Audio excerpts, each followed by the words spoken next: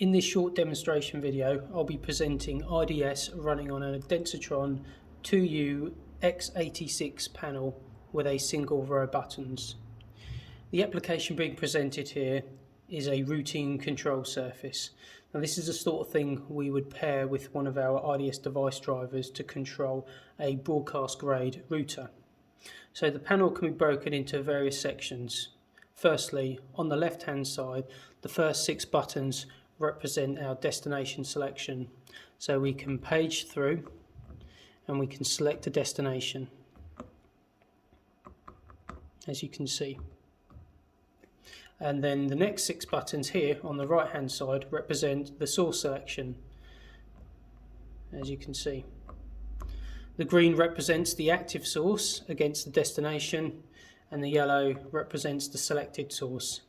So in most simplest terms, we can pick our destination, we can see the current source routed to the destination, we can select another source, and we can take that source to that destination, and you can see that information updating in the left hand corner.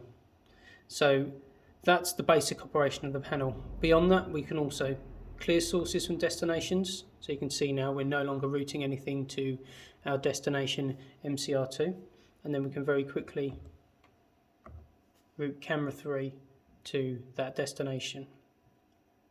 So beyond this, there are some more advanced features that we've added into the control surface. The first one to talk about is destination lock. So this is as it sounds.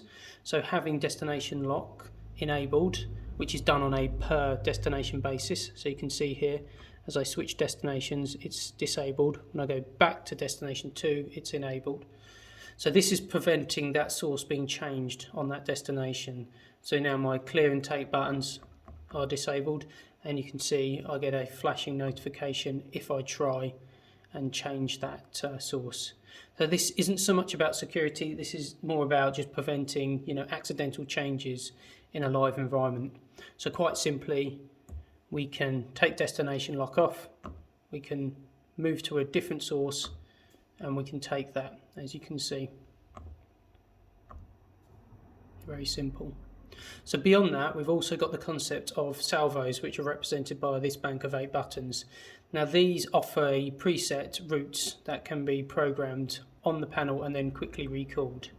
So if I go over to my destination 1, you can see here I can select the different salvos, and you can see the sources changing on that destination. And again, if I move across to another destination, you can see how the sources change there too. And again, we can build in the destination lock functionality to this. So again, any destination that has destination lock enabled will prevent it from subscribing to these salvo changes. So now you can see as I move through the salvos, I'm not changing that source on that destination. As soon as I remove that lock, the changes apply. And again, these salvos can be programmed on the panel with a long press. So an example of that would be if I move to my destination 3 and I, let's say, select source 6. If I take that, you can see I've now cleared the active salvo because we've made a change. I can now press and hold salvo 4 in this case. You can see that flashing yellow. That's now stored that new routing table against that button. So I can now move across, and then when I select 4, you can see I jump across to 6. And it's also possible to clear down the salvos. So if you have a salvo with nothing against it, so for example 6 here and 7, then I don't recall anything, so I'm not going to lose all of my routes. So there's some protection built in there. And so beyond that, the other thing we've added to this panel is the ability to lock it down.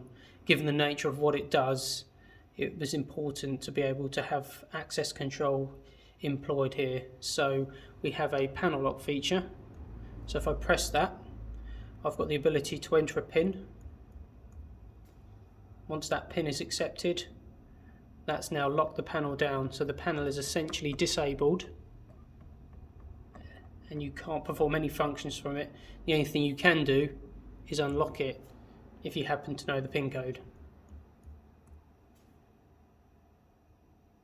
And there we go, the panel is active again, and I can start creating my routing commands. So that covers it for this video. I hope you enjoyed watching it. Thank you.